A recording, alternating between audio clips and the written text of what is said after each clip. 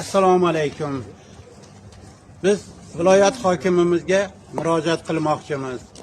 Asaka tumanidagi Saidobod mahalla fuqarolar yig'ini o'ramida yashaymiz. Qishlog'imizning nomi Chorbog'. Bu qishloqda 1,5 mingga yaqin aholi yashaydi. Maktabimiz bor, bog'chalarimiz bor, lekin hozirgi kunda shu abgor ahvolda, yo'llarimiz juda abgor ahvolda.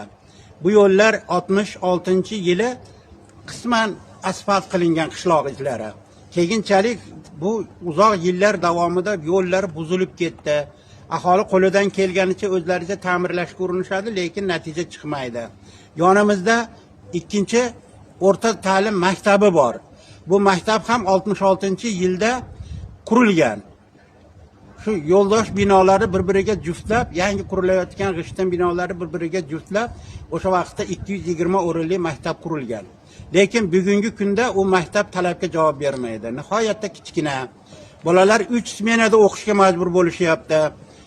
Undan tashqari yo'llarimiz, mana qo'shni mahallalarda maktabga bolalar qatnaydi. Maktabimizda 600 dan ortiq o'quvchi o'qiydi. Bularda teng yarmi 300 dan oshig'i 6-GES mahallasidan, Xo'ja mahalladan shu maktabga qatnashadi. Oradagi masofa 1 kilometrdan oshiq.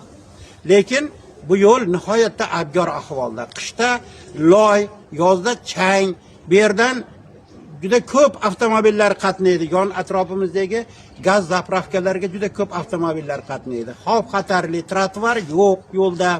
Bolalar mana shu yo'ldan qatnashadi. Keyingi vaqtda ota-onalar nihoyatda qattiq qiynalishyapti. Sababi olib berilgan qimmatbaho tufli yoki bo'lmasa etikchalar shu bir hafta 10 kunda yirtilyapti. Sababi bir kunda ular 2 marta o'shalar yuviladi. Maktabga kelganda bir yuvishadi, maktabdan uyga borganda bir yuvishadi. Hammalari dod deyishyapti.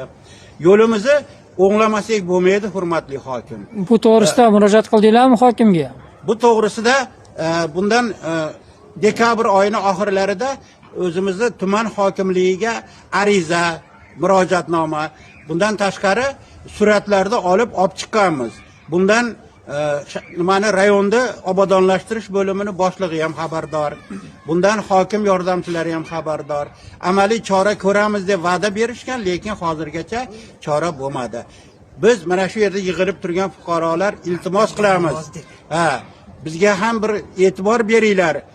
Yo'llar, mana yangi mahallalar qurilgan. Yangi mahallalarga elektr tushirishgan odamlar stolbalardan, simyog'ochlarda, keraklardan yasashib, bir-biriga o'tkazishib elektrlarda o'zlari amaliy chora qilishib yashashyapti. Bularni ko'chalari ham ana shunday abgor ahvolda. Ularga ham o'zlari eplab shag'al to'kishib, sal yuradigan holati keltirilgan.